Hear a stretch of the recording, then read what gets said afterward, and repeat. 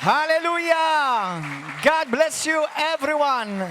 Il-paċi ma'kom eżis aħwa Maltin u għawċin il-għawkom il-lejla għal-messaċ ieħor għal-ġewwa River of Love Christian Fellowship. Dan huwa l-ewwel messaġġ uffiċjalment ta' din is-sena ġdida u nispera u nemmen li ħajkun ta' barka għalikom il-koll.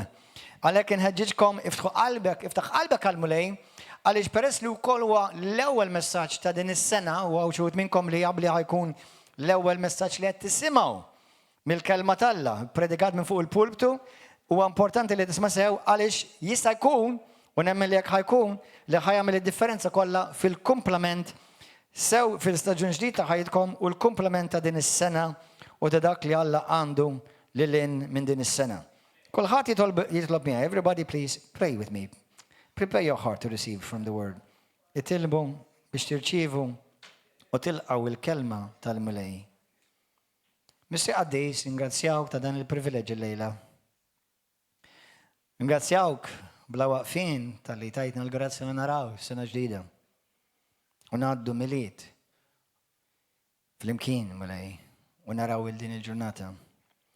Abba missin tolbok biex inti titkellem minn fommi, glorifika l-isem Addis tijak, Spiritu Santu hu over inti, u kellem il-poplu tijak, sew għaw prezenti, u daw kolla li jirċivu jaraw dan il-messaċ, li l-ek mulek u l-glorja u tifħir, fissem Ġesu Kristu. Amen. Lejla, meta tlabt il-mulejx, fuq xiex ħan nitkellem. Fuq xiex nitkellem. Jina u koll f'den l-istess staġun, nalaq 53 sena. U inni fil-ministeru bħala Ministru tal-Alla mit 2001, ġifieri 25 sena kważi. Xogħol pastorali 18 sena. Fil-mulej 30 sena. U waħda mill-affarijiet li ġidni fuq quddiem għajnejja hija xi ġielna, xi pożizzjonana biex aħna ikonna suċċess fil-ħajja tagħna għal dak li Alla għandu għalik. Għal dak li Alla għandu għalik. U hemm affarijiet li aħna nistgħu nitgħallmu minnhom, affarijiet li għaddejna minnhom, affarijiet li esperjenzajna. U x'inhuma l-prinċipji li lilek ħajpożizzjonawk biex ikollok suċċess f'din is-sena ġdida, f'dan l-istaġun ġdid, fil-ħajja tiegħek. U hemm affarijiet li inti importanti li żommhom highlights fil-ħajja tiegħek għaliex huma affarijiet li ħajkollok bżonnhom dejjem, ħajkollok bżonnhom f'kull staġun u ħajkollok bżonnhom biex inti tara suċċess fil-ħajja tiegħek. Li inti jkollok suċċess mhix idea tiegħek hija idea t'Alla. Li inti jkollok suċċess u inti tkun ta' suċċess mhix idea tiegħek hija idea t'Alla. Amen? Jekk aħna naraw fi ktieb dinja ħanarikom żewġ skritturi jew żewġ passaġġi minn Ġeremija 29 u mbagħad minn ktieb ta' Ġoswe. Morru fi ktieb ta' Ġeremija, skrittura li ħafna minnkom tafuha bl-amment. Ġeremija 29 vers 11. Din hija l-kelma tal-mulej fejn il-mulej jgħid l-kliem lill-poplu tiegħu. U nemmen hija kelma wkoll għall-poplu tal-mulej għaw preżenti River of Love madwar Malta u Għawdex l-aħwa daw kollha li jsegwu parti minn dan il-ministeru. Isimgħu sew għax il-lejla bl-għajna tal-Alla ħadd isimgħu ċertu prinċipji, kulħadd jgħid il-kelma prinċipji. Is-saltna tal-Alla mimlija prinċipji. Metodi jinbidlu, il-prinċipji ma jinbidlu qatt. Qed tifhmu? Isimgħu xi tgħid l-iskrittura Ġeremija 29 vers 11. Jien naf il-pjanijiet li ħsibt għalikom, jien naf il-pjanijiet li ħsibt għalikom. Isimgħu hekk, ħanpoġġu għanqa differenti. Jien naf il-pjanijiet li ħsibt għalikom. Fil-veru sens għal-kelma l-mulej kważi hawnhekk, jiġifieri kważi la jien naf minn ma tafhomx. Jien naf il-pjanijiet, jien naf x'għandi lest għalik. Int minn għalik li taf, imma jien vera naf x'għandi lest għalik. Oraklu tal-mulej, pjanijiet isimgħuha ta' ġid. Kulħadd jgħid Alla jixtieq li l-ġid. Din f'soċjetà u f'dinja li jaħsbu li Alla jibgħat mart u jibgħat disgrazzi u jibgħat flus ma tambarat. Dan mhux l-Alla tal-Iskrittura u ta' Sidna Ġesu Kristu. Alla huwa Alla li jixtieq lilek u lili ġid. Pjanijiet ta' ġid u mhux ta' ħsara. li nagħtikom ġejjieni mimli tama.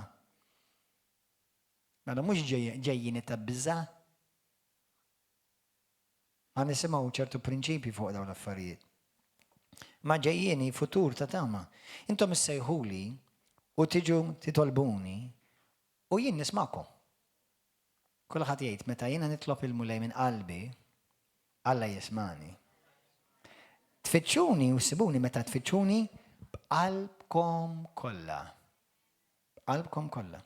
Morru fil-ktieb ta' Ġożwe, kapitlu 1, dawn huma xi skritturi li għandhom ikunu highlighted fil-Bibja tiegħek. Dawn huma jkunu suppost jekk inti għandek Bibja normali, qabad il-highlighter u markom dawn l-iskritturi, għax daw ħajjenuk f'kull staġun. Ġożwe kapitlu 1, minn vers 7 sa 9, isimgħu sew.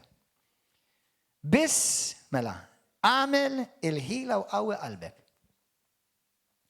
U qis li tagħmel il-liġi kollha li ordnalek Mosè il-qaddej tiegħi. Ismawni moħħkom għax ħanitkellmu fuq għadi. La tilwix minna dak jiena li għandi għalik, la tilwix minna. Hemm triq li Alla għandu għalik. Hemm oħra d-demonju għandu għalik.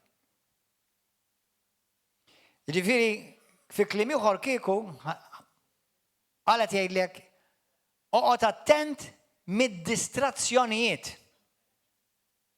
Be careful from distractions. Tfixkil qis li tagħmel liġi li kollha li għalna lek Mosè il-qaddej tiegħi jgħid il-mulej. La tilwix minna, la lejn il-lemin u lanqas lejn ix-xalluk biex ikollok ir-risq. Smajta? Ir-risq hija kulħadd jgħid Alla jridni jixtieq li r-risq. Il-mulej jixtieq li r-risq lili. Amen? F'kull ma tagħmel. Kulħadd jgħid f'kull ma nagħmel. Mhux f'kollox. Fix-xogħol, fil-karriera, fil-miċja tiegħek fil-mulej, f'kollox il-mulej jridlek ir-risq. Fiż-żwieġ tiegħek, fir-relazzjoni tiegħek, fil-finanzi tiegħek, f'kollox Alla jridek li inti jkollok ir-risq u jkollok il-ġid. Imma raw, ma jitbiet qatt vers 8. Ma jitbiet qatt il-ktieb ta' din il-liġi isimgħuha di hemm ħafna xi dan, mhux mhux ħaniftaħ ħafna fuq għajn għallum. Imma ħansemmilkom moħħkom hawn ħarblu. Ma jitbiet qatt dan il-ktieb ta' din il-liġi minn fommok. Fej? Mela fuq fommok x'għandu joħroġ minn fommok? Kliem Alla. Aħseb fuqu, immedita ġvi dal-kliem tal-Alla, immedita fuqhom lejl u nar. Biex taraf tagħmel kull ma hu miktub fih. U hekk tirnexxi femilek u jkollok ir-risq.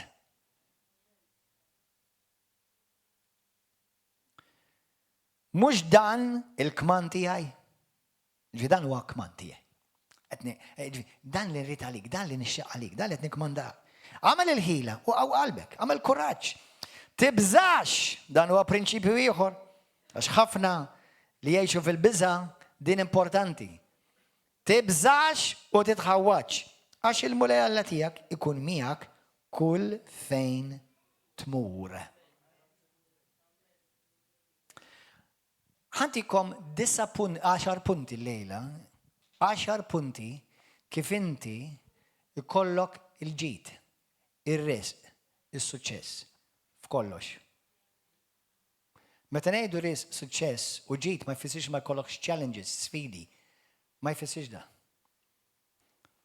Ikollok suċċess jiġri kontra tiegħek, ħadd ma ħajjaqilek minn fuq il-pjan li Alla għandu għalik. U dak li Alla għandu għalik ħajjiġi xorta.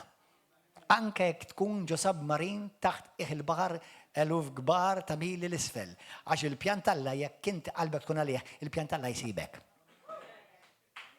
Alleluja. Thank you Lili. Grazzi Ġesu. Number 1. Proverbi kapitlu 1 vers 7.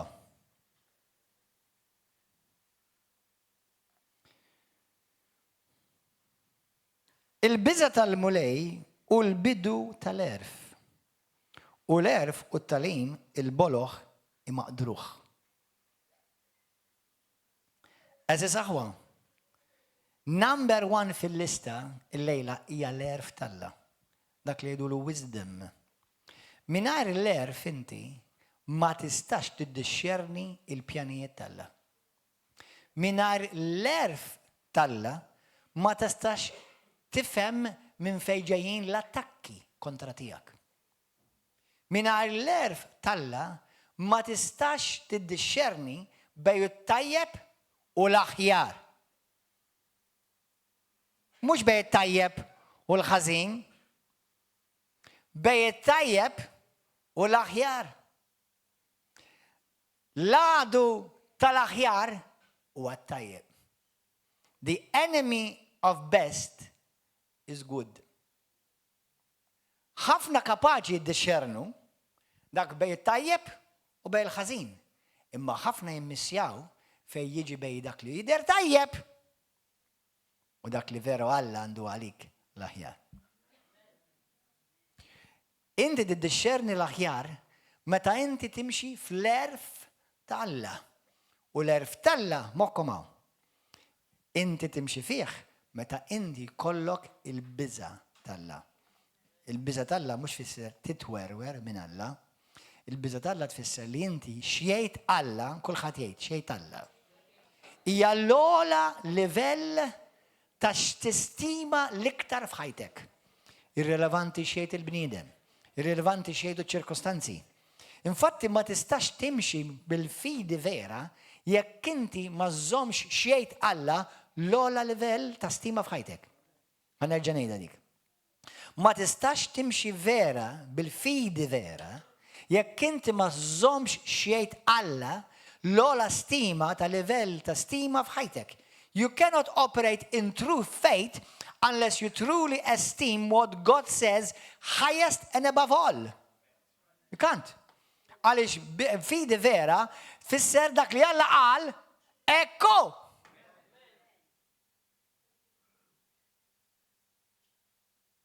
Amen? Mela jekk timxi fil-biża Alla, make sure li l-kelma Alla tiġi l-ewwel ħaġa f'ħajtek xejn il-mulej fuq kwalinkwa ħaġa. Xtajt l-iskrittura, xjajt Ġesu, mux xajt l-emozzjonijiet, xjajt il-ħsibijiet tal-bniedem, xjajt id-dinja, xjajt Brussell, xjajt il-Parlament, xjajt Kristu. Jekk inti timxi fil-biża Alla, inti titpoġġi l-kelma Alla żgur fuq kwalinkwa persuna oħra.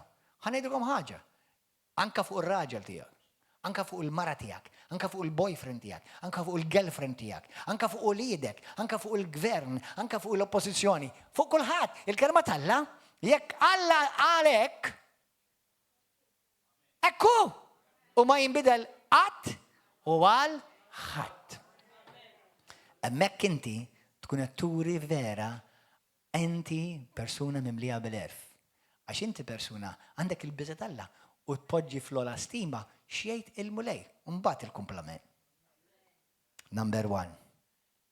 Dik hija l-ewwel klawżola u prinċipju biex timxi fl-erf. Ħanaqralkom fil-ktieb ta' Proverbi minn vers 7. L-erf. Infatti jekk Alla jrid f'din il-ġimgħat li ġejjin ħanitkellmu iktar fuq l-erf. Vers 7. L-aqwa ħaġa li tikseb l-erf. Wow.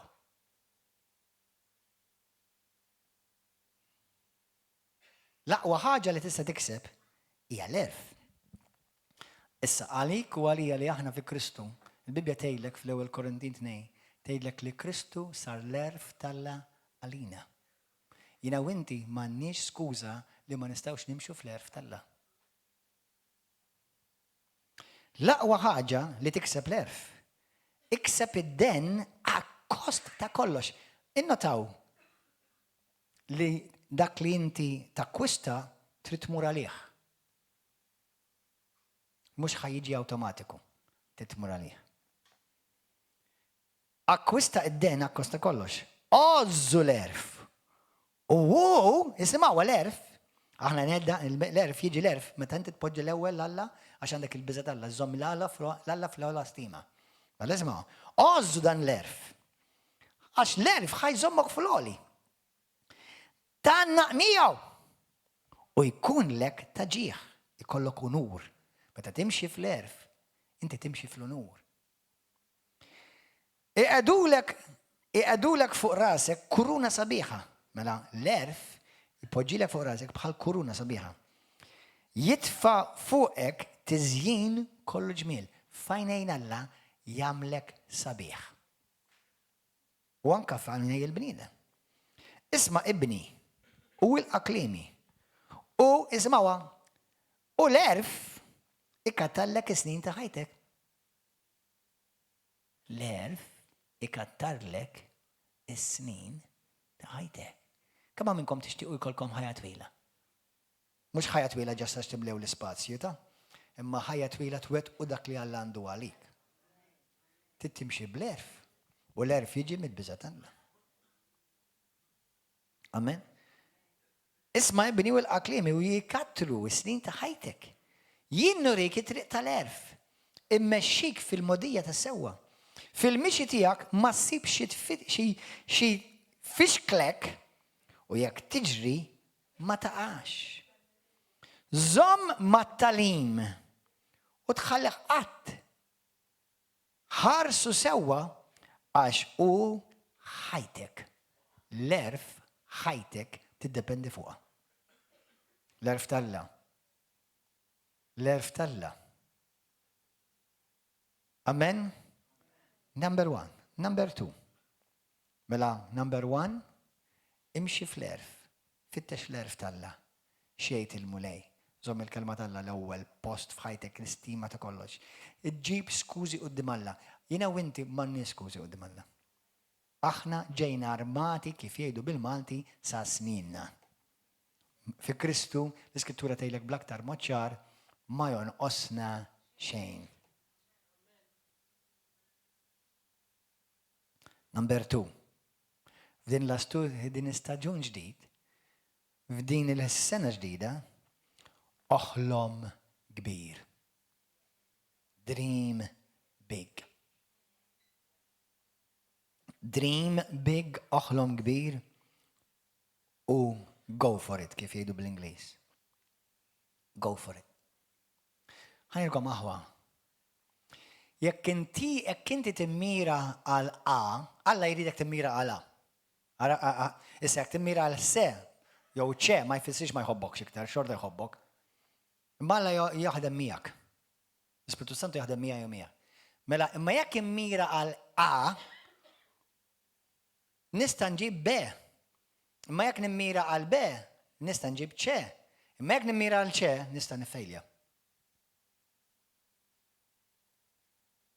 Mela dejjem immira għall-ola li Alla għandu għalik. L-ola l-aqwa. Għax il-mulej għandu l-aqwa. Inti jekk għandkom tfal, tifhem. Kull min għandu tfal kien għandu l-mixħat tuħobb fil-ħati jew li xaħat kollha kemm minnkom għandkom mixħat jħobbu. Inti żgur tixtieqlu l-ola, l-aħjar. Anzi mhux l-aħjar, aħjar milli għandek int, anzi. Aħjar minnek nifsek. Kristu jixtieqlek aħjar. L-aħjar u l-ola. Amen? Mela immira u aħlom kbir. Ħajkom aħwa, il-kelma kbir hija relevanti. Għaliex kbir għal persuna tfisser mod, għal persuna oħra tfisser mod ieħor, għal Alla xejn mhu kbir. Alla ma jagħmel xejn kbir, Alla just jagħmel. Aħna nkejlu, Alla bla kejl. Hija relattiva għalija. Jekk jiena ngħidlek, pereżempju, ħa nitkellmu mill-lat ta' erwieħ. Xi ħadd jgħidlina nixtieq pereżempju dis-sena nirbaħ mitruħ. Il-listrina mitruħ, wow. U jiena ngħidlek jiena nixtieq miljun. Il-lustra kemm tara kbir. Li ma taħseb Alla jarhom kbar. Min waħda jara kbir Alla. Tifhem, il-miżura fidejk, mhux fidejn mulej. Dream big. Jiena irrid nitgħallem, pereżempju, nitkellem bil-Spanjol fluenti u naf bil-Franċiż. U l-mamma mija, jiena bil-kemm naf titkellem bl-Ingliż sew. Mela fidejk. Kemm inti takkwista, kemm inti jkollok suċċess u ġid u għena, kif tgħid l-Iskrittura, kif jiġti Alla għalik, hija fidejk. Kemm temmen, kemm les li temmen l-Alla għal livelli, u mhux biss għal affarijiet għax saħna ngħidu għadi, mhux biss għal kemm takkwista affarijiet, imma l-kemm takkwista suċċess. Ħanilkom aħwa. Din tinsewx li ħanejlek issa. Meta Alla jsejjaħlek biex inti jirnexxilek u jkollok suċċess u jkollok il-ġid, Alla qatt moħħkom hawn għax din hija prinċipju importantissimu għalik. Alla qatt u ngħidlek qatt m'għandu biss lilek f'moħħu. Alla meta jagħtik missjoni, viżjoni biex inti jkollok suċċess, dejjem għandu lilek u bosta oħra miegħek biex kaxkarhom u tollihom miegħek. Apparti li ġib dejjem il-glorja lil-Mulej. Amen? Nies isimgħuha, nies ambizzjużi, Alla jrid li jkollok ambizzjoni, imma mhux l-ambizzjoni isimgħuha. Nies ambizzjużi jibnu imperi u karriri. Nies ta' suċċess jibnu s-saltna u n-nies talla. Kull bniedem ta' suċċess mhux biss jibni lilu nnifsu, imma jibni s-saltna talla. U għalija u għalik li inti bniedem talla, inti msejjaħ mhux biss li jkollok biss ambizzjoni, għax hawn min għandu ambizzjoni egoista. Imma li jkollok ix-xewqa toħlom kbir biex Alla lilek jollik biex inti tkabbar is-saltna u tibni l-poplu tiegħu. Amen? Dak li inti qed tagħmel illum qed tikkabbar is-saltna tal-Alla, qed tibni lil xi ħadd jew qed tibni biss l-ego tiegħek. Jew il-but tiegħek. B'dak li Alla poġġilek f'qalbek. Lil min ħriġt mill-Eġittu. Lil min kissirtlu l-ktajjen tiegħek biss. Dawn huma kollha prinċipji fil-Bibja, nistantikom turrun skritturi. Meta Alla ħales il-Mosè, ma ħares il-Mosè għal Mosè, ħares il-poplu, ħares il-Mosè għal poplu tagħna. Meta Alla kisser u qaċċat il-ktajjen minn fil-proġenerija minn Atti kapitlu 16 fejn ħarġu Pawlu u Sila u kisser il-ktajjen ma kisserhomx biss għal-jom, ma kisser biex il-proġeneri kollha jiġu meħlusa. Alla jrid jeħilsek imma biskop Alla għandu ħafna oħrajn miegħek f'moħħu. Li din madwarek, li din ħdejk. Alleluja. Is-suċċess ma jiġrix awtomatiku. Is-suċċess trid tmur warajh, trid taħdem għalih. Għalhekk għamel pjanijiet, ibda pjana, trid tkun diligenti. Għamel pjanijiet biex inti takkwista dak li Alla għallek li dan huwa lest għalik. Ipprepara lilek innifsek. Ippożizzjona lilek innifsek biex inti dan is-suċċess tesperjenza f'ħajtek. Jekk inti ma isma' moħħkom hawn. Jekk inti ma tippreparax biex ikollok suċċess, qed tipprepara awtomatikament biex ikollok falliment. Isma'u ħanilkom aħwa. Mhux l-ewwel darba li ntqajt ma' xi ħadd u ngħidulhom inti x'inti tagħmel f'ħajtek. Jiena I'm just flowing. Ġieli smajtu għandi? Ġew jgħidulha jump flowing? Ħanejlek, the only way you can flow successfully is downhill.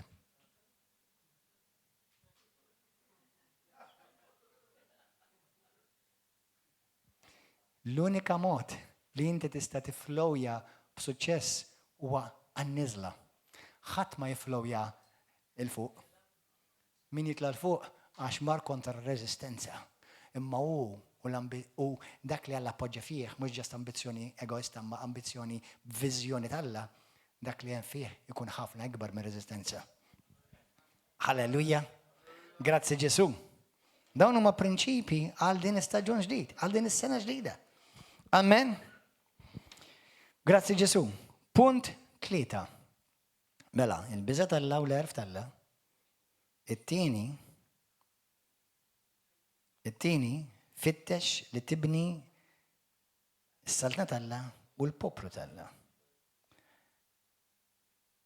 Oħlom kbir. Alla huwa kbir. Alla ma jagħmel xejn żgħir.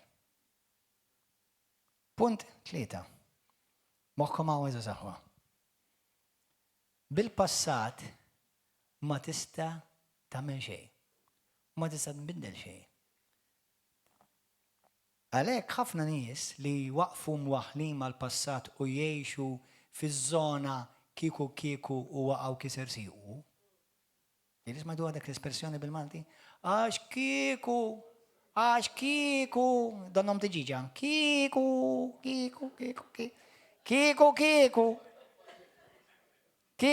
Isimgħuha. Il-bniedem talla li l-kol kemm aħna msejħin. Iqaf. Qed taħliħinek. Dak li sar. Dik ir-relazzjoni ma rnexxix. Dak il-business ma rnexxix. Ma rnexxilekx tikkwista dik iqaf. Toqgħodx tgħix f'dak li jgħidulu living in regret. Jiddispjaċik iqaf. That's it. Ma stajtx tagħmel xejn fuqha qabel, issa żgur ma tista' tagħmel xejn. Il-passat ma tista' tagħmillu xejn. Hemm affarijiet li nistgħu nitulizzaw mill-passat imma billi nippreparaw għal futur aħjar. U ma nirrepetux il-passat. Allura uża l-passat u l-esperjenzi tal-passat tiegħek biex tikkrea futur aħjar. Amen? Dan jisir billi inti tittuħu ħsieb l-abitudnijiet, id-drawiet, il-vizzijiet ta' kuljum. Għaliex il-suċċess, bniedem ta' suċċess, bniedem li jibni ministeru, bniedem li jibni business, mhux għax għandu xewqa biss, imma kuljum qed jaħdem għal dik il-ħaġa biex parti minn din l-istampa tibda sseħħ ftit. Kuljum aqgħod attent x'inti tagħmel bħajtek. Kuljum ara inti x'qed tagħmel kuljum fiex qed tinvesti. Jiena u inti bħala Kristjan, hawn ħafna Kristjani jgħiduli kemm nisma' l-vuċi tal-mulej. Qed tinvesti ħin mal-mulej. Tinvesti ħin taqra l-Bibja. Għax jekk inti Alla jkellmek, kif ħad induna li Alla? Mhux moħħok bħalma ħafna jaħsbu. Jgħidu li ma naħseb mhux Alla dak naħseb moħħi. U jekk Alla tipprova jiskanzak minn xi ħaġa u inti tgħid mulej dak għax jiena naħseb ħażin. U jekk mhux ħsieb ħażin, imma forsi l-Ispirtu tal-Alla qed jallertjak fuq xi ħaġa biex inti ma tidħol f'xi froġa u tinqela int. Mela dak li inti tixtieq tara jinbena f'ħajtek, trid tinvesti fih. Għatta ħin mal-mulej kuljum. Jiena u inti bħala Kristjani ma nistgħux ngħixu ħajja ta' suċċess jekk kuljum ma tqattax ħin fil-mulej, mal-mulej. Kuljum. Għatta ħin taqra l-kelma. Għatta ħin ħanidkom dan huwa mhux ħankellimkom fid-dettall fuqha, ma jekk hemm prinċipju li nixtieqkom din is-sena taqbdu ħafna iktar minn sena ta' qabel jitolbu ħafna bil-lingwi. Jitolbu ħafna fl-ispirtu. Pray a lot in the spirit. Ħanejlek because you are messing up so many diabolical things that are coming against your life when you pray in the spirit. Meta titlob fl-ispirtu ħanejlek qed tħawwat ir-realm tad-demonju. U għandek komunikazzjoni perfetta malla. Qed titlob il-pjanijiet talla biex iseħħu f'ħajtek. Hemm ħafna affarijiet li inti ara ibda titlob ħafna bil-lingwi. Itlob ħafna in tongues. Itlob ħafna fl-ispirtu. Jekk inti għadek ma titkellimx bil-lingwi, itlob il-Alla biex jidik dawk il-lingwi spiritwali. Hemm raġuni għaliex Alla tawna dar lingwi spiritwali. Tgħix dawk m'għandi bżonnhom, kemm sejjer isbal. Għandek ħafna bżonnhom. Ħafna iktar milha ħafna Kristjani jirrealizzaw. Mela ħsieb ir-rutina tiegħek ta' kuljum. Għaw ħafna minnkom minflok tqumu taqraw il-Bibja, tmurru u taraw jew il-YouTube jew il-Facebook u tqattaw sigħat u wara kollox jgħaddi l-ħin tgħid qrajt il-Bibja llum. Taf x'għamilt? Ħlejt ġurnata oħra f'ħajtek li qatt ma terġa' lura hekk. Ma fajt tajbin fuq il-Facebook.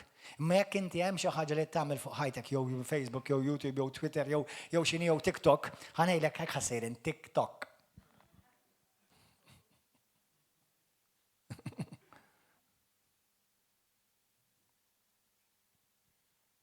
Jekk ħatuża dawn l-affarijiet użhom għas-saltna u użhom biex timbena int, ma make sure li din ma tkunx l-ewwel ħaġa li inti tagħmel fl-ewwel ġurnata, il-ġurnata. Qatta ħin mal-mulej, aqra l-kelma. Kif tqum mis-sodda llum kull jum. Ringrazzjah il-mulej, daw, isma' daw affarijiet suppost huma bażiċi, da. Ma believe it or not, ħafna Kristjani ma jagħmluhomx. Kull jum irringrazzja l-Alla, kull jum kif tqum mis-sodda. Anzi, tidnejlek xi ħaġa qabel. Qabel ma staqajk imissu l-art, tiġa inti tiġa tirringrazzja lill-mulej li ftaħt għajnejk. Dawn huma affarijiet ta' rutina. U r-rutina bħal dawn l-affarijiet huma li lilek ħajwasluk għas-suċċess. U meta tħares lej ħajtek u għaddew 40 sena, 30 sena, 50 sena, 60 sena.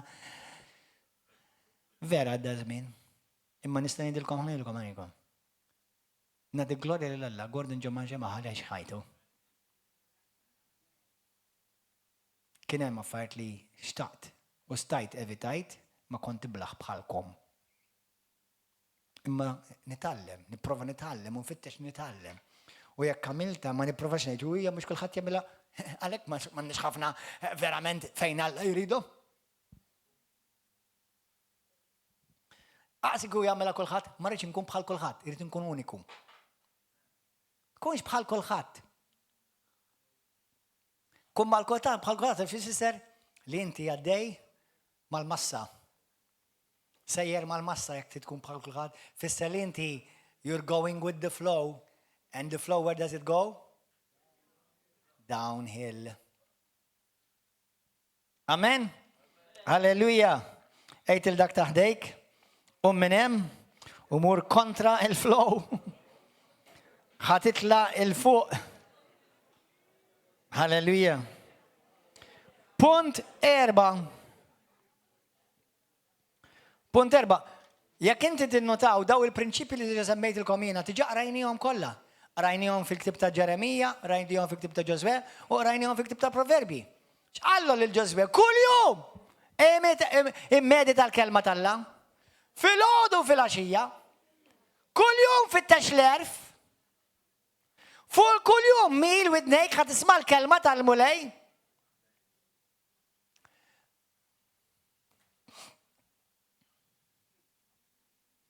Halleluja.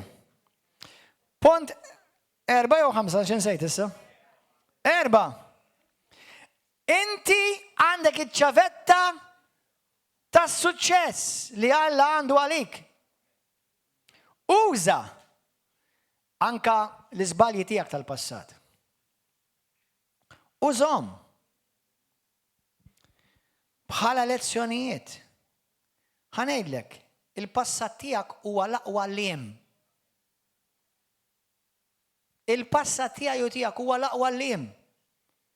Għax titgħallem kif jew ma tagħmilx ċertu affarijiet, jew kella kif kien jgħid Pastor Hagin kien jgħid nitgħallem mill-iżbalji tiegħi biex anka mhux biex ma nagħmilx ċertu affarijiet, imma kif nista' nagħmilhom aħjar. Jew kella x'm'għandix nagħmel darb'oħra. Qed tifhmuha dejjem għandek lezzjoni. Halleluja. U bekk inti tista' tkun b'saħħtek u biktar konfidenza biex tiffaċċja dak li l-mulej għandu għalik fil-futur tiegħek. Jekk inti għamil żball fil-passat u tallimt minnu, inti irċevejt erf, sir taref. Jekk inti għamil żball fil-passat u rrepetejtu, int iblaħ. U ħadd ma ħanejdilkom ollu jdejku.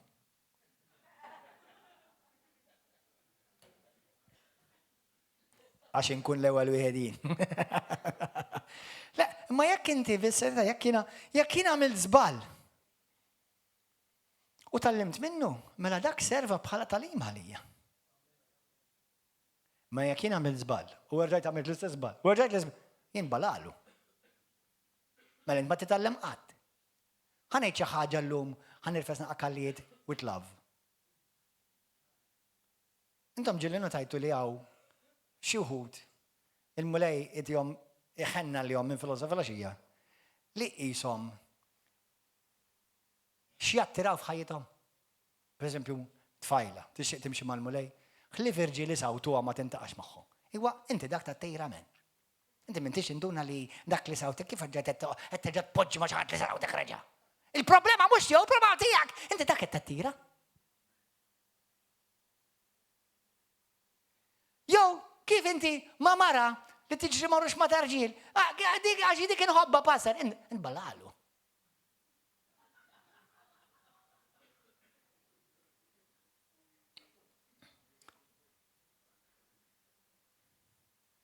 Jew inkella hawn nisa u anke jgħidu li huma Kristjani b'kull rispett li hemm ħabba għal kulħadd. Imma dawn huma veritajiet jemmu punta subajja l-ħadd, jekk inti taħseb li da żarbun jiffettjak ilbsu. Isimgħuni. Ħadd ma ħajpunta subajjek lejk, il-mulej tikellmek il-lejla itgħallem minnha. Jekk għamil daw il-bċuċċati u l-ħmerijiet, itgħallem din is-sena ġdida, itgħallem dan l-istaġun ġdid. Hawn nisa jgħidu li huma Kristjani għandhom baby minn għandak, għandhom baby minn għandak, għandhom baby minn għandak, għandhom qed ikabru s-saltna, men. Allura inti qatt ma jġik f'moħħok li inti qed tiżbalja.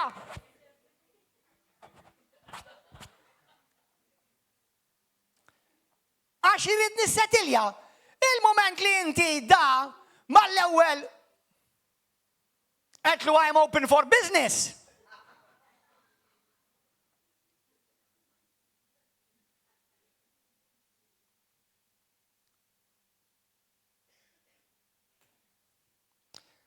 Dawk il-Kristjani li jiġru minn Knisja għall-oħra, x'qed tfittex? Il-perfezzjoni? Jekk qed tfittex Knisja perfetta u tidħol hemmhekk inti tiġa kisser ta' ma baqgħax perfetta da żid.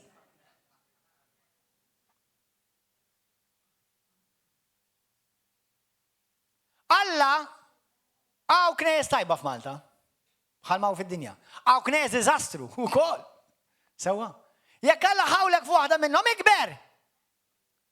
Immaġina pjanta, tinqala, tpoġġiha ġo pott, u inti tida tikber u tiftaħ tagħmel il-frott. Mbagħad wara ftit terġa' lajta, u għamiltha ġo pott ieħor. Mbagħad wara taħseb dik il-pjanta ħadd tikber? Ħadd tagħmel il-frott? Dak li Alla għandu għalik toġri minn pott tal-pott.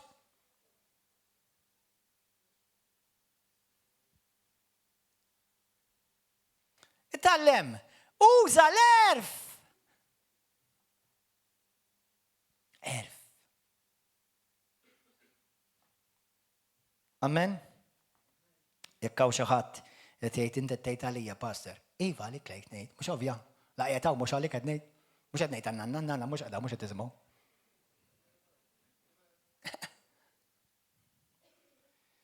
U għedlu grazzi mulej qed tkellimni. Issa mulej għatini l-erf ħanirċievi. Amen? Jekk għamil żball, jew għamil ċuċċata, ngħidlek join the club. Imma issa bidlu l-klabb. Mur fil-klabb ta' dawk li tgħallmu mill-iżballi tagħhom. U dak jispiċċa ħafna mill-poplu tella. Aħna kollha minna żballi. Imma mhux kulħadd jitgħallem mill-iżballi sfortunatament. Xi wħud jibqgħu jagħmlu l-istess ċuċċati. Vers punt 5. Ara ġejja, dawk kollha prinċipji, dawk l-iskritturi tajtek, punt 5. Be aware of distractions, so għodu attenti mid-distrazzjoni dawk li jizvijawk, affarijiet li jizvijawk. Isimaw nisjaw, kaman. Kull ħaġa li ma tgħinekx takkwista u tilħaq, achieve, il-goal li Alla għandu għalik hija awtomatikament distraction.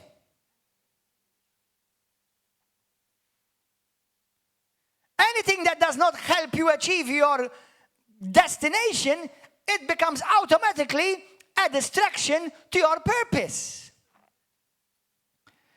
Dak kollu li jkmur, jew jiġi f'ħajtek biex joħodlok l-attenzjoni u jaljenak xrajna f'Ġoswe, l-għaddux l-lemin u l-qas ix-xelluk, zommajnek fuq dak li Alla seħlek.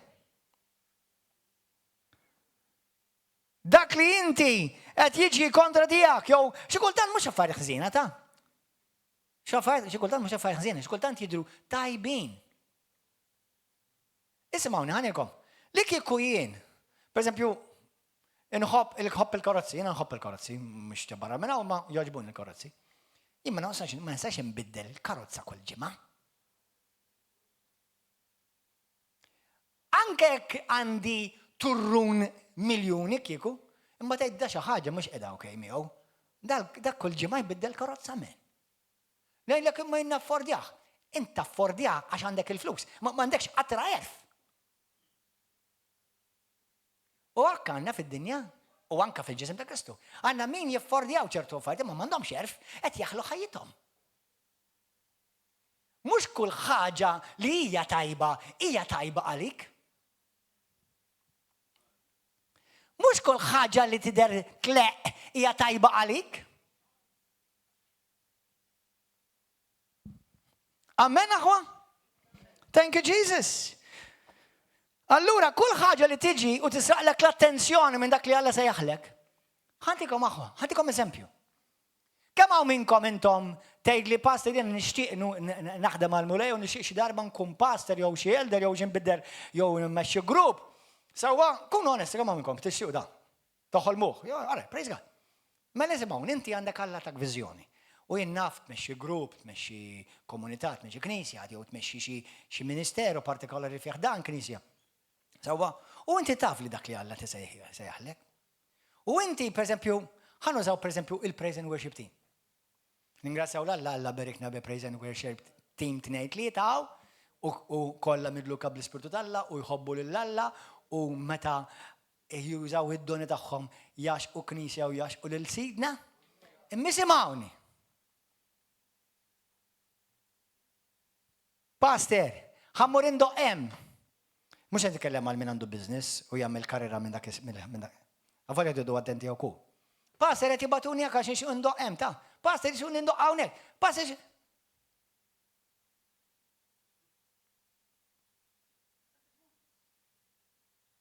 kemm importanti tkun ta' fejn huwa l-iskop tal-Alla għalik.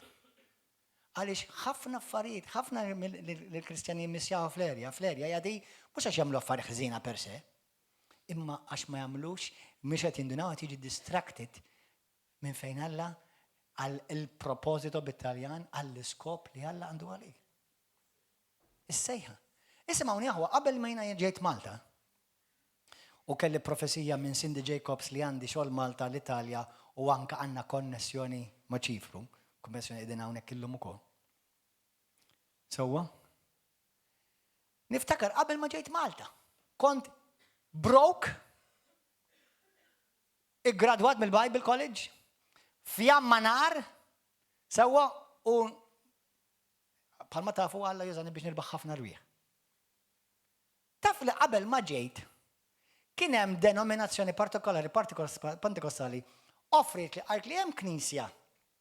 Diġà hemm min-nies lesti u nixtiequk tiġi tkun pastor hemm.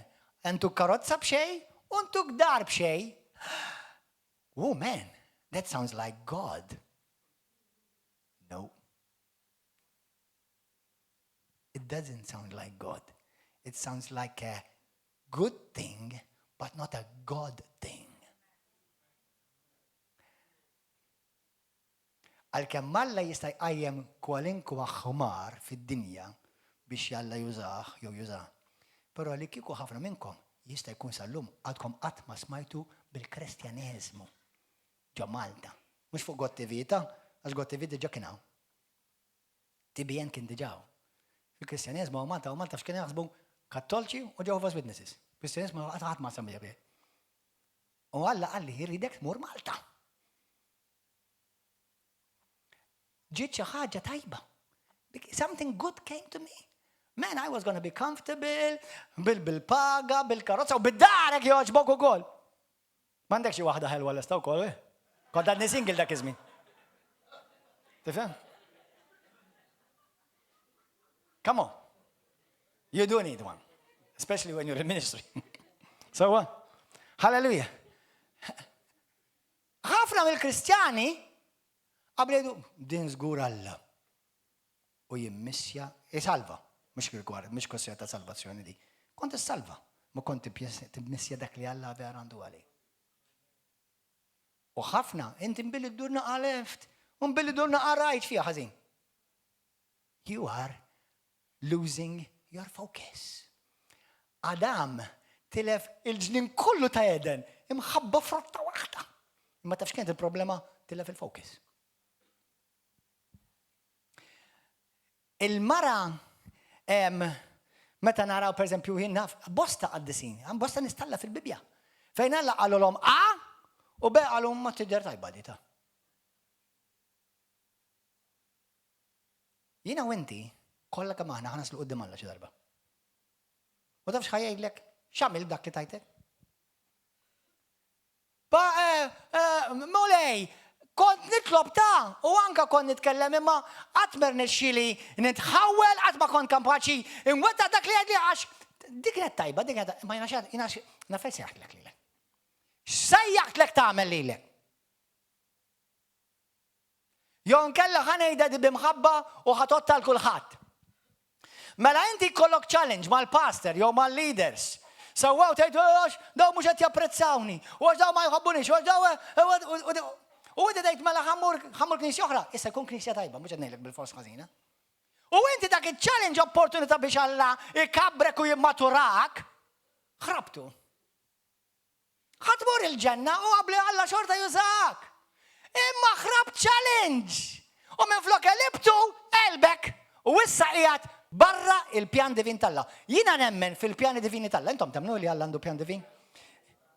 Issa, l-iskrittura tgħidlek fil-Ktieb tar-Romani tgħidlek dak li għamil pjan li huwa perfett, tajjeb u permessibbli. Aw Kristjani qed jagħmlu affarijiet tajbin. Salvati għax għandhom il-Kristu. Imma ħajmorru qudiem Alla jgħidilhom dix kien, mhux jgħid lek kaptu tagħmilha. Infatti di mhix di realtà ta'.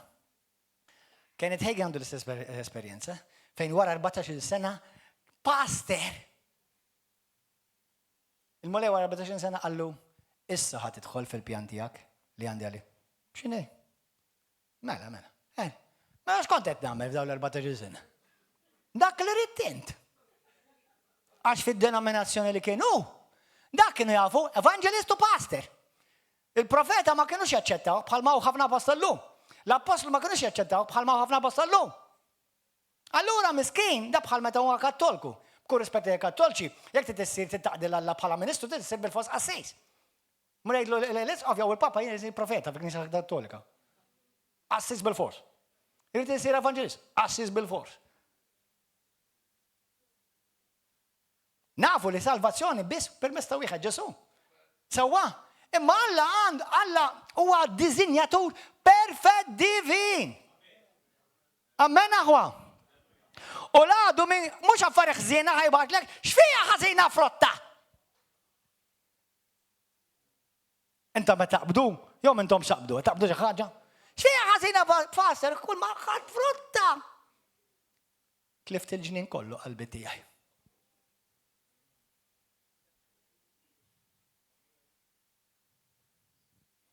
All right? Mela mokom hemm. Għad-distrazzjonijiet. Ipproteġġi għajnejk. Ipproteġġi widnejk. Ġesu kollha jgħidhom doqgħod attenx tara, qgħod attenx tisma'. Laqdu jrid jisraqlek il-pjan divin tal-Alla fuq ħajtek. Halleluja. Thank you Jesus. Illum inti biss dil-ħajja biss għandek da żmien li qed tgħix issa bħalissa biss għandek biex tagħmel impatt fuq il-ħajja tiegħek, biex tagħmel impatt fuq ir-raħal tiegħek, fuq il-pajjiż. Issa biss għandek iċ-ċans. Ħafna Kristjani qed jaħlu ħajjithom. Basta I love Jesus, praise the Lord. Meta ħad tagħmel impatt fuq pajjiżek? Meta ħad tagħmel impatt fuq familtek? Meta ħad tagħmlu dal-impatt? Well, issa la nispiċċa mix-xogħol. Mbagħad ħafna min jispiċċaw jispiċċaw ġew wheelchair. Jalla qatt ma tiġri mill ħadd minnkom, imma hija realtà li seħħet. Tiffukax biss fuq dak li inti tista' takkwista, imma fuq kollox u iktar importanti iffoka fuq dak li Alla tjagħmel fik biex jitrasformak. Għax inti tista' jkollok ħafna flus imma ssir persuna disgustanti. Alla m'għandu xejn li kollok il-flus, m'għandu xejn kontra li inti kollok il-flus. Imma basta sewwa, mod qaddis, mod onorabbli, imma fil-proċess. Alla tjara li inti Kristu qed jiġi trasformat fik. Amen. Alleluja, għalhekk qogħdu attenti mid-distrazzjonijiet. Ġuda tilef il-fokus tiegħu għaliex? Għax ra soluzzjoni temporanja Għax naqsu l-flus u s-probli sar omu stess. U mar jispiċċawija, ġesu mux dejjem jiskampa, mux jgħidem jaħrabilhom, mux jgħabdu, da kollox jaħrab. Dejjem jaħrabilhom, ħana għamil għandi temporanja. Sawa? U tilef kollox, men. Xetik jissillek il-fokus li Alla għandu għalik fuq ħajtek u għandek 1100 turrun ħaġa x'tagħmel. Għaw ħafna kristjani kontinwament jipprovaw jilħqu, jagħmlu dak li urġenti u qatt ma jaslu biex jagħmlu dak li huwa vera importanti.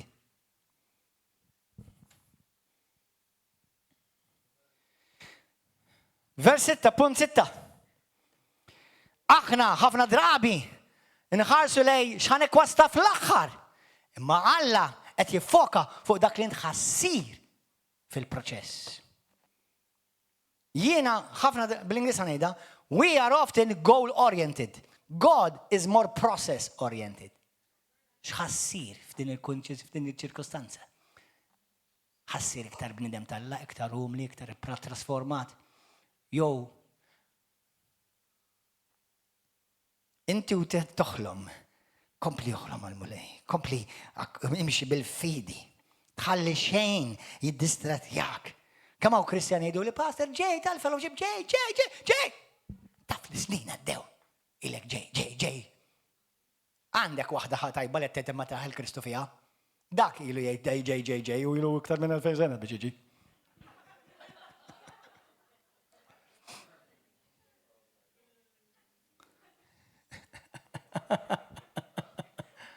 O tarten, ma t-mux kun din il-ġenerazzjoni li jiġi. U li l-ek jisibek arwin.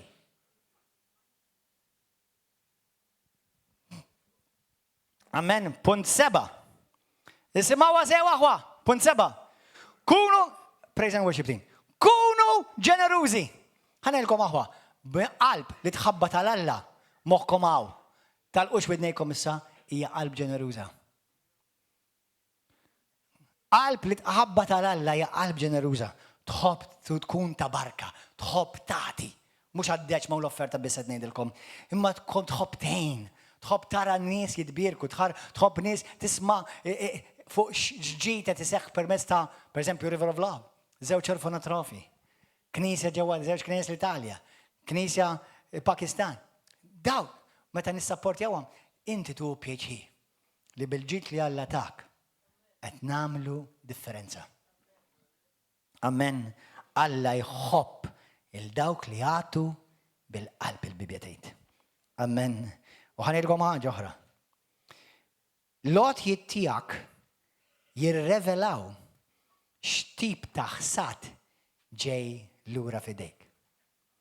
U lotjiet tiegħek jirrevelaw x'hemm verament f'qalbek. Dak li għandek f'idejk jirrevela x'tipposedi. Dak li għandek f'qalbek jirrevela x'jipposedi lilek. Battu għadik? Li jiena nagħti, li aħna jkollna qalb ta' li nagħtu, huwa prova li jiena u inti erbaħna fuq xejdu la greed bl-Ingliż, bil-Malti. Il-rejba. Meta jiena nagħti, il-rejba tnidilha le. Irrid nibqa' ġenerus, irrid nibqa' qalbi ġeneruża. Amen. Thank you, Lord. 8. Tibżawx mit-challenges u l-sfidi tal-ħajja. Għax dawn huma kollha opportunitajiet biex jiena u inti nikbru, nimmaturaw u niġu trasformati fi ġbija ta' sidna. Tibżax mill-sfidi li jiġu fil-ħajja tiegħek. Għaliex dawn huma x'ħaj jiddeterminaw il-promozzjoni tiegħek. Smajta? Meta tara l-golija jisfaċċa, meta tara l-golija li qajjem rasu, wassalet l-istaġun tal-promozzjoni tiegħek.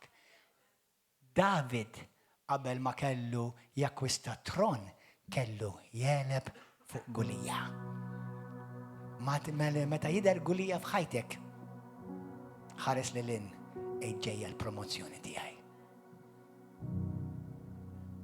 He is my bridge to my throne.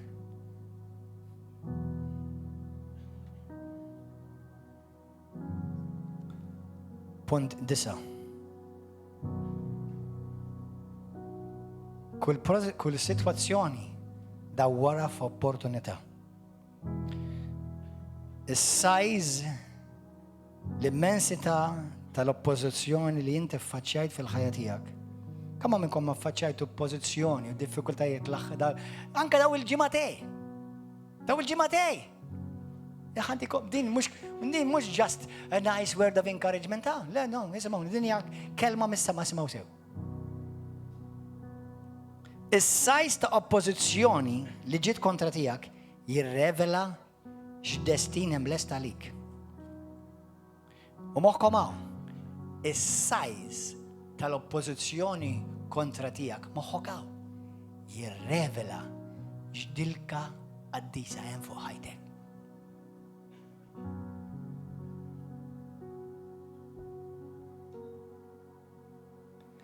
Meta inti tgħaddi minn battalja, il-battalja ta' x'qed tagħmel qed tagħmellek announcement xi ħaġa kbira ġejja fuq ħajtek. U l-miraklu ħajseħħ u l-moviment Alla ħajgħaddi minn ġajtek. Meta l-għadu tiegħek jappari quddiemek, poġġi bis-sima fuq wiċċek, għaliex il-premju qiegħed ftit il-bogħod. Kull ostaklu li inti tiffaċċja, moħħkom hawn, kull ostaklu li inti tiffaċċja, tħares lejh bħala ħajt, ħares lejh bħala bib. Bib għal-livelli jmiss ta' promozzjoni f'ħajti. 10 u nispiċċaw. David, bħalma deġgħetilkom, kellu jiffaċċja lil-Golija.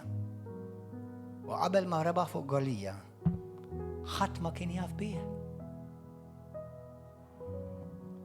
Meta ffaċċja l-akbar sfida sar l-iktar isem famuż f'Iżrael.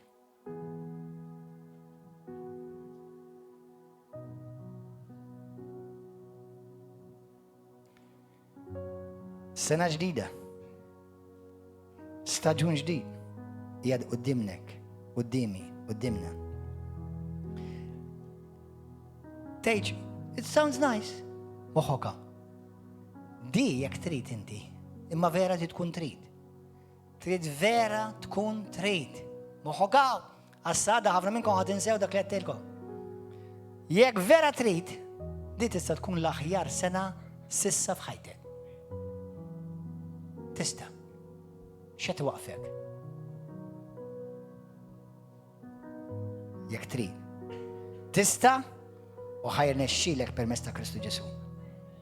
Għax kull oppożizzjoni li ġiet kontra tiegħek, Alla ippermettija tidher biex lilek jippromowtjak u inti tiddi f'din il-ħajja għal Kristu Ġesu.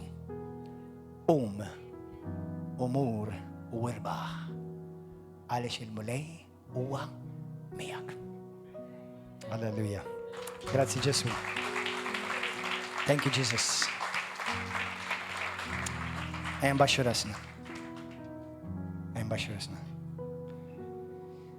Xi wħud minnkom ħajkolkom bżonn terġgħu tisimgħu dal-messaġġ. Għax naf li tajtkom ħafna fuq xi taħsbu. Però tajtkom 10 ċwieveġ biex millum il-qudiem inti jkollok suċċess, jkollok il-ġid u tirnexxi. Iva f'din is-sena il-mulej poġġilek kelma fl-ispiritu tiegħi. Ħafna qlub ħajkunu marbula. Tgħid li mhux dejjem, imma jekk inti smajt il-kelma u hemm inta. Immaġina l-għadu kemm vera ma jixtieqx li inti tidħol fil-iskop, il-proposito li Alla vera għandu għalik, għal dan l-istaġun, għal din is-sena ta' ħajtek.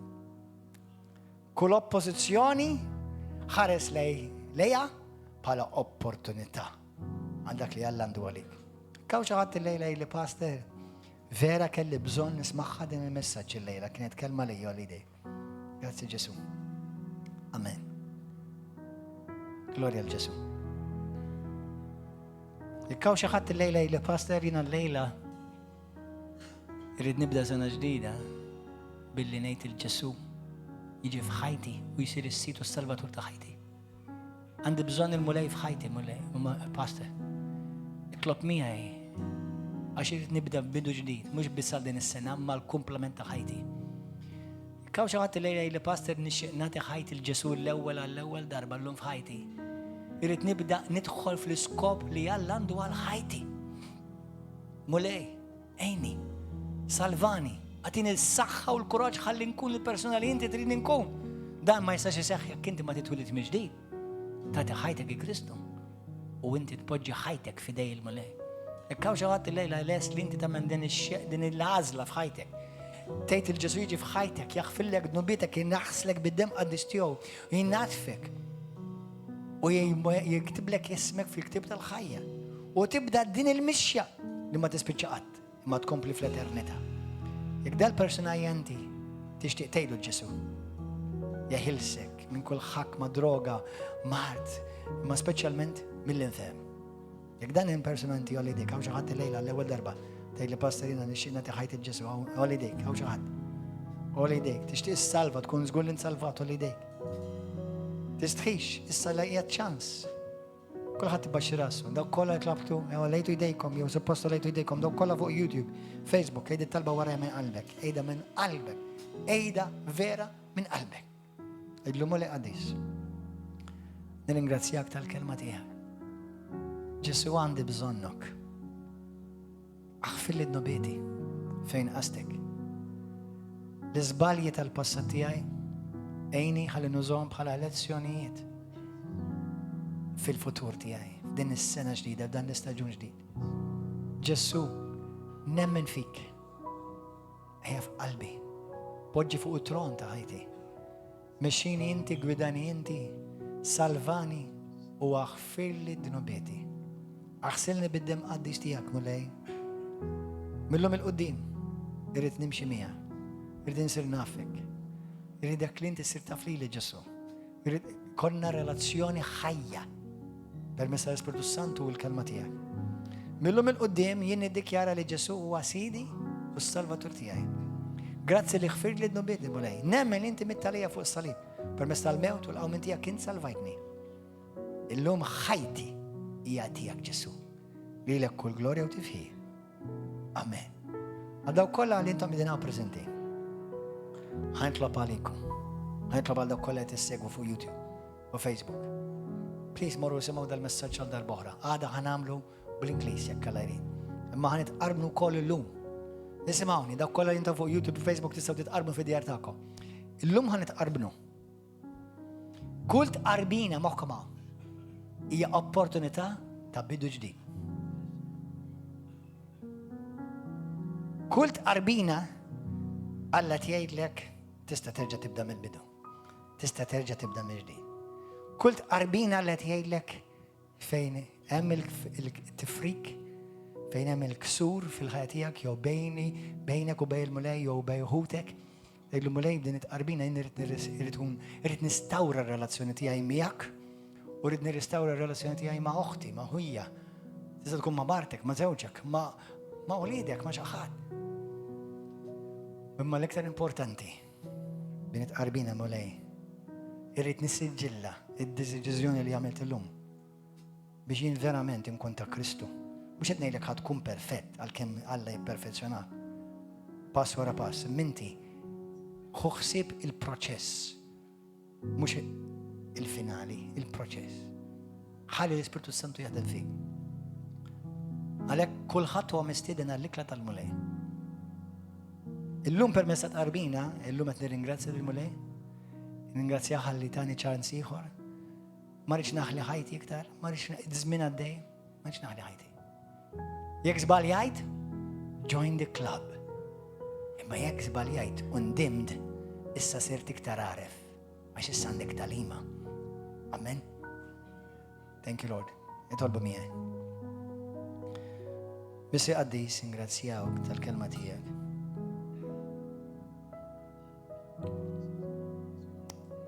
Ġesu. din is-sena ġdida, din l-istaġun ġdid. Huwa gvern mulej. Aħna dajfa, minajrek maħna xej u maħna kapaċi għal xej. Spiritu Santu hu over. Lejla kif nitqarbnu mulej, kull wieħed minna qed nerġgħu nagħmlu tifkira u qed nerġgħu nistabilixxu li jiena tiegħek mulej. Mulej tiegħi u Alla tiegħi. Fil-lejl Ġesu kien tradut, Ġesu ħal ħobs. Ta' ringrazzjament qasmu u qal. Ħudu u kulu għal dan huwa ġismi li jingħata għalikom. Illum permezz tal-tifrik tal-ġisem Ġesu ħaj il-mulej jmissek jifejjaqlek ġismek mill-mart għax l-iskrittura tgħidilna li hu permezz tal-ġeħi tiegħu u li fuq spallejh fuq daru ġar il-mart kollu tagħna. U permezz tal-ġeħi tiegħu aħna ġejna nfejqa. Illum permezz ta' din tqarbina, din l-Ewkaristija, jirċievi l-fejqan. Il-mulej jmissek bil-qawwa tal-Ispiritu Santu. Hemm is-saħħa u hemm il-fejqan u hemm il-ħajja f'din il-mejda. Birek mulej qaddes dan il-ħobs. Biex illum fil-fidi aħna nieħdu sen fil-ġisem ta' Sina Ġesu Kristu. U wara li kielu bad ħal kalċi u għal ħudu u xorbu għaxan huwa l-kalċi tal-patt ġdid li huwa f'demmi. Id-dem li ġib xerda likom u għal-bnedmin kollha għal-maħfra dan-nubiet. Illum nubitek maħfura. Għalhekk dan nagħmluh biex niftakru x'għamel Ġesu. Id-dem ta' Ġesu Kristu jaħilsek u jaħsilek minn kull dnub u teba'. Minn kull kondanna, kull gilt, kull biża, kull saħta jew mamul, kull skema ta' demonju li ġiet kontra tiegħek, id-dem ta' Ġesu Kristu jkissru jġibu fix-xejn. Id-dem ta' Ġesu Kristu jaħslek minn kull debteba. U bid-dem ta' Kristu ismek Alla kiteb ismek fuq il-ktieb tal-ħajja. Bierek u qaddes mulej dan il-kalċi biex hekk aħna wkoll bil-fidi llum nieħdu sin fid-dem ta' Sidna Ġesu Kristu. U kull meta tiklu dan il-ħobs u tixorbu dan il-kalċi, intom qed ixxandru l-mewt tal-mulej sakemm jerġa' jiġi. Maranata, come Jesus. Grazzi mulej. Fejn inti jekk inti għandek xi disgwit ma' ħutek, irranġa l-lejla. Jekk għandek bżonn minn taħfer, aħfer il-lejla. Jekk għandek bżonn Alla jaħfilek f'xi erja partikolari, il-lejla jaħfilek. Dis-sena ma tkunx bħal sena l-oħra, tkun sena aħjar. Anzi, tista' jekk trid, tista' tkun l-aqwa sena ta' ħajtek sissa. Amen. Għal dawk kollha intom fuq YouTube, God bless you, narawkom għadha fil-għodu fl-10. Il-paċi magħkom. Jalla dawk il-kliem li intom smajtu lejla jidħlu f'qalbkom u tattivawhom f'ħajjitkom biex intom iġibu glorja li Sidna Ġesu Kristu f'din l-art u lkolkom suċċess bħalma jixtiequ. Narawkom. God bless you. Amen. Hallelujah. Ejjew aħwa, ejjew uħudu sem.